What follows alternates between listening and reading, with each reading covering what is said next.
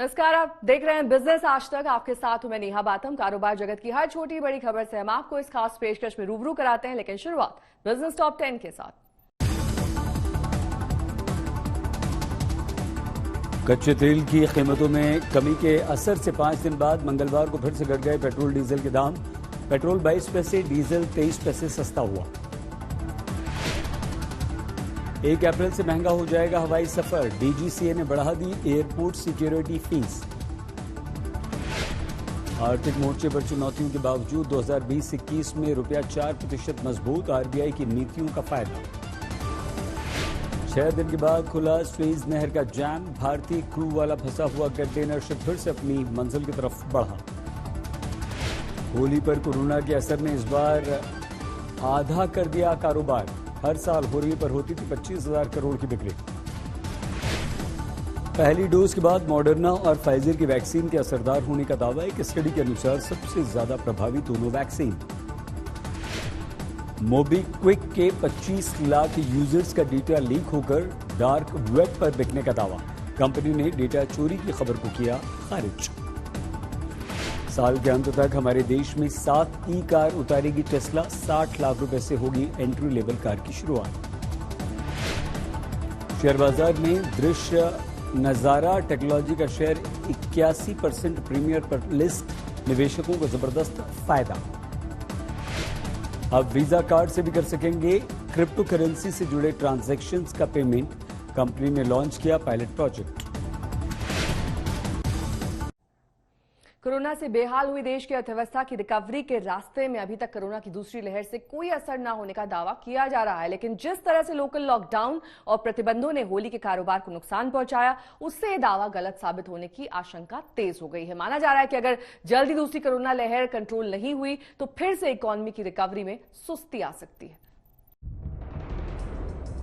हाल ही में आरबीआई ने दावा किया कि कोरोना की दूसरी लहर में अर्थव्यवस्था पर कोई असर नहीं होगा। इसके अगले ही दिन आईएमएफ की रिपोर्ट में रिकवरी की रफ्तार तो तेज बने रहने का भरोसा जताया गया था, लेकिन ये भी आशंका जताई गई थी कि दूसरी लहर के मद्देनजर लगाए गए प्रतिबंधों के चलते आर्थिक रिकवरी को ब्रेकर्स का सामना करना पड़ सकता है। इसकी सबसे ताज़ा मिसाल होली कारोबार को माना जा सकता है। इस बार बाजारों दुकानों में लोगों की भीड़ हर साल जैसी नहीं रही। शुरुआती आंकड़ों के मुताबिक कई राज्यों में होली पर व्यापार घटकर आधा रह गया है।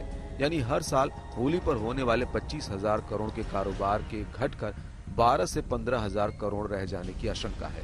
इस बार चीन से होली पर आयात होने वाले 10,000 करोड़ के सामान को देसी मैन्युफैक्चरर्स ने बनाया था। ऐसे में घरेलू इंडस्ट्री को बढ़ावा मिलने की जगह बिक्री न होने से तगड़ा नुकसान हुआ है। इसकी एक बड़ी वजह रही है कि सार्वजनिक तौर पर राज्यों में होली को मनाने पर रोक थी। इससे होली मिलन समेत तमाम तरह के होली से जुड़े कार्यक्रमों का आयोजन नहीं हुआ। लोगों ने भी अपने घरों के भीतर ही होली मनाई।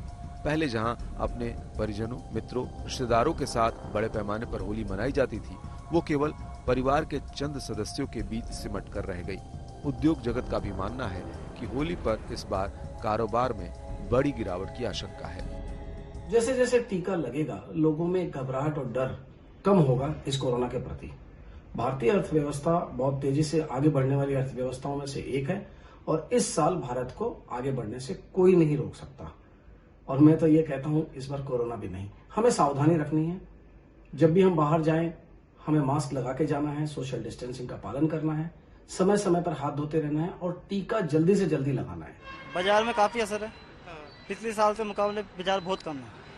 इस बार पिचकारी डिमांड तो बिल्कुल ही नहीं है। लोग बच्चों से दिलाने से भी डर रहे हैं। गुलाल का बस गुलाल ही थोड़ी बहुत है। घाटा तो पड़ा है, माल ही नहीं बिका है। जगह भी किराए पे लेनी पड़ती है। यहाँ माल रखना ही है कि माल संभालना थोड़ी हो, बहुत औखा होता है। हालांकि होली का त्योहार तो आकर निपट गया है, लेकिन गिरावट का ये असर कहीं होली के बाद भी जारी रहकर आर्थिक रिकवरी को सुस्त न कर दे।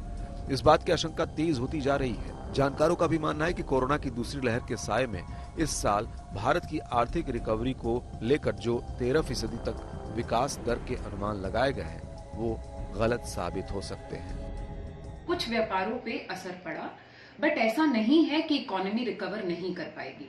इकोनॉमी बिल्कुल रिकवर करेगी, क्योंकि किसी भी इकोनॉमी की रिकवरी में सिर्फ एक सेक्टर का रोल नहीं होता, उसमें बैंकिंग सेक्टर का रोल होता है। जो बैंकिंग सेक्टर आपको लोन्स दे रहे हैं, सरकार की पॉलिसीज का रोल होता है, मैन्युफैक्चरिंग यूनिट्स का रोल होता है और बाकी सेक्टर्स का भी रोल होता है। तो अगर हम इन कलेक्टिव देखें तो डेफिनेटली रिकवरी होगी। इन 10 दिन के रोक से रिकवरी पे असर नहीं पड़ेगा। सर इस बार बहुत लॉस है, पिछले साल वाला ही हाल है। पिछले साल भी कोरोना की वजह से कोई काम धंधा नहीं चला, बहुत बुरा हाल था, बहुत बुरा हाल था।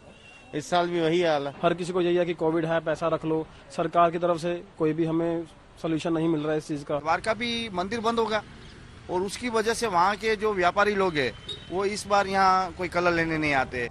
दरअसल जिस तरह से देश की आर्थिक राजधानी मुंबई समेत कई राज्यों में लोकल लॉकडाउन, नाइट कर्फ्यू या दूसरे प्रतिबंध लगाए गए हैं, इससे इकोनॉमी की रिकवरी के कमजोर होने की आशंका तेज हो गई है। 16 राज्यों के 70 जिलों में कोरोना के मामलों में 150% तक की तेजी दर्ज की गई है। देश के 8 राज्यों में कोरोना की दूसरी लहर का संकट खड़ा हो गया है। हेल्थ एक्सपर्ट्स का भी मानना है कि कोरोना की दूसरी लहर गंभीर रूप अख्तियार करती जा रही है। सुपर स्प्रेडर इवेंट्स हैं जिसके अंदर हम अपने को कंट्रोल नहीं कर पा रहे हैं। जैसे पहले हमने लॉकडाउन के अंदर अपने बहुत प्रिकॉशंस ली थी, तो उस प्रिकॉशंस में हम लैक्स हो गए हैं, हम ढीले हो गए हैं।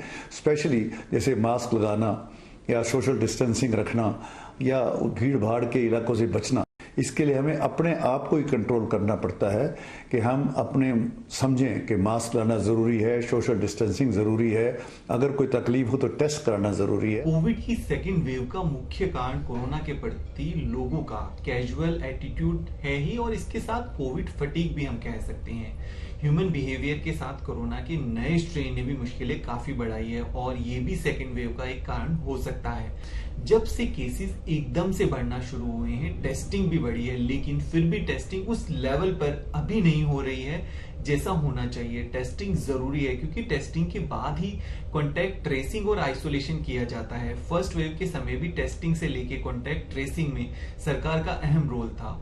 इस समय भी सरकार को कोविड टेस्टिंग पॉइंट से फिर से टेस्टिंग बढ़ानी होगी। अब सरकार को कोरोना की दूसरी लहर से निपटने के लिए टीकाकरण तेज करना होगा और लोगों को भी संक्रमण के बचाव के लिए ज्यादा सावधानी बरतनी होगी। अगर इसमें लापरवाही की गई तो फिर ये जान और जहान दोनों पर भारी पड़ेगा। आज तक ब्यूरो। बिजनेस आज तक में मेरे साथ अभी के लिए बस इतना ही, लेकिन देश और दुनिया की तमाम खबरों के लिए आप देखते रहिए आज तक।